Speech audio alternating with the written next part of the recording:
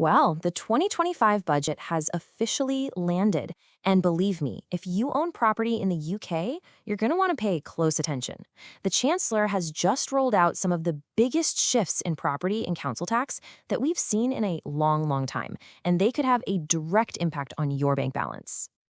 But look, let's just cut straight to the chase, shall we? The single biggest question coming out of today's budget is this: is your home valued at over £2 million? If the answer to that is yes, or even if you're getting close to that number, the next few minutes are absolutely essential for you. A major new tax is on its way. Now, to help us all get our heads around these pretty complex changes, we're going to be walking through an expert analysis put together by the fantastic team at My Tax Accountant.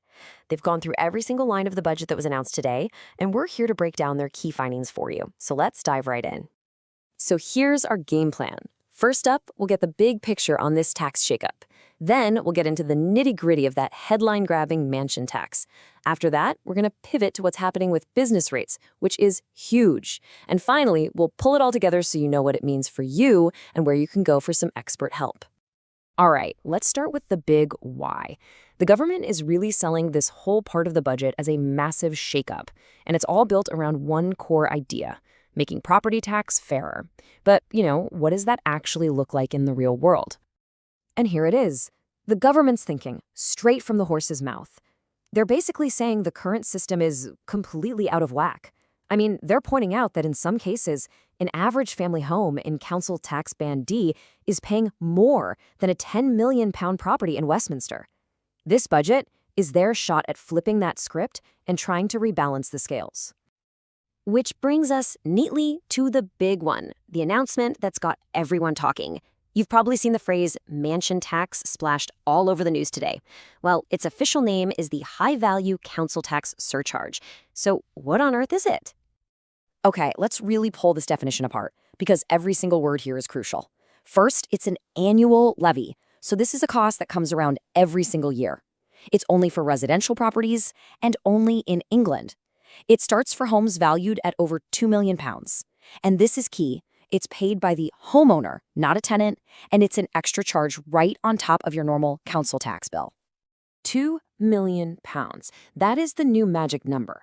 If your property is valued above this, you are officially on the government's radar.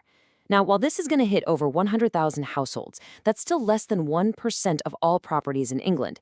It just goes to show how targeted this tax is. They're really aiming at a small but obviously wealthy slice of the population. And here's a little did you know for you. A bit of inside baseball from the budget talks. Apparently, the original plan was to set this threshold much lower, at £1.5 million. But that was changed after some really intense political lobbying, with warnings it would drag in a lot of people who definitely don't see themselves as super rich. It just shows you the kind of horse trading that went on behind the scenes to land on that final £2 million figure. Okay, so we know the what and the who. But that's not all. Here's where we get down to brass tacks. Let's look at the really crucial stuff. Exactly how much this is going to cost you, when it's all kicking off, and what the real-world impact is going to be. Right. As you can see here, this is not a one-size-fits-all tax. It's a tiered system, and it is vital you know which band you're in. Let's walk through it. If your place is worth between £2 and £2.5 million, that's an extra £2,500 a year. It jumps up to £3,500 for properties up to £3.5 million. The next level, up to £5 million, will cost you £5,000. And for anything over £5 million, you're looking at the top rate of a pretty hefty £7,500 every single year. Now, and this is a really key point. This is not happening overnight. There's a phased rollout. As you can see on the timeline, there's a public consultation in early 2026, then a massive valuation project for the rest of that year. The first time anyone will actually have to pay this is April 2028. So while it's definitely on the horizon, it does give affected homeowners a bit of a window to get advice and get their finances in order. So where is this new tax going to be felt the most? Well, the numbers are pretty stark. A staggering 85%, yes, 85% of all the properties affected are in London and the Southeast. So in terms of its impact, this really isn't a nationwide tax at all. It's overwhelmingly focused on one part of the country, which is bound to have some serious knock-on effects for the property market there. And stay with me because this next point is absolutely massive, especially if you're a property investor. For anyone who owns a second home, this isn't just one new tax, it's a potential double whammy. You'll have to pay the new surcharge, and you could get slapped with double council tax under the existing local rules. You put those two together, and it could become a huge annual bill. But is this where it ends? Experts like Paula Higgins from the Homeowners Alliance are asking a really important question. Is this just the thin end of the wedge? The big fear is all about something called fiscal drag. You see, once these tax thresholds are set, they often don't keep up with inflation. The worry is that the $2 million threshold won't rise with house prices, meaning in 5 or 10 years, thousands more people could be dragged into paying it. A mansion tax could slowly become a tax on moderately successful families. Okay, let's switch gears for a moment. The budget didn't just go after high-value homes. It also delivered a massive shakeup for businesses. And it's really a tale of two very different worlds, the physical high street and the digital one. For any business owners watching, these next few slides are absolutely crucial because this creates some very clear winners and losers. What we're seeing here is basically a huge rebalancing act.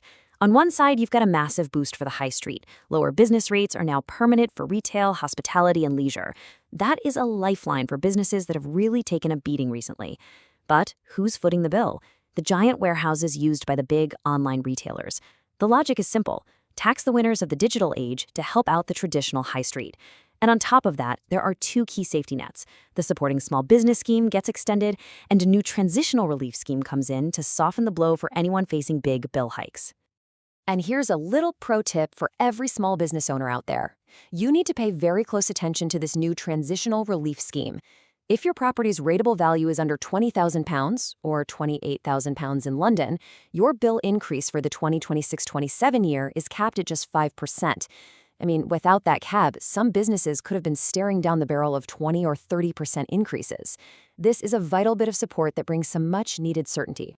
So, we've gone through the new tax on high-value homes and the massive overhaul of business rates. So the million-dollar question is, what does all this mean for you? Let's try and boil it all down into some simple, practical takeaways. Let's keep this really simple. If your home is worth over £2 million, you need to start budgeting for that new annual charge starting in April 2028. If that home is a second property, you need to urgently work out your total bill, including any local premiums. If you're a small shop owner, publican, or you run a cafe, you need to check your eligibility for relief, like right now. And if you own a massive warehouse, you need to prepare for much, much higher rates. Let's make this feel real. Let me introduce you to Sarah. She's worked hard her whole life, owns a lovely home in Surrey, and after years of rising prices, it's now valued at £2.1 million. Just like that, she falls into that first band. And that means from 2028, she's got to find an extra £2,500 every single year.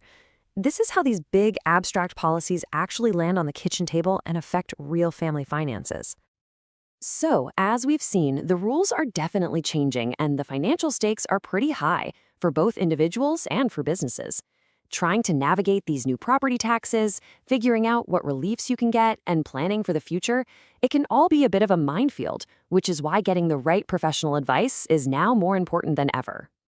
And of course, it's really important to say that while we've done our best to make this breakdown as clear as possible using the analysis from my tax accountant, this is all for general guidance. The tax world is incredibly complicated and everyone's personal situation is unique, so we always recommend that you speak with a professional before you make any big financial decisions.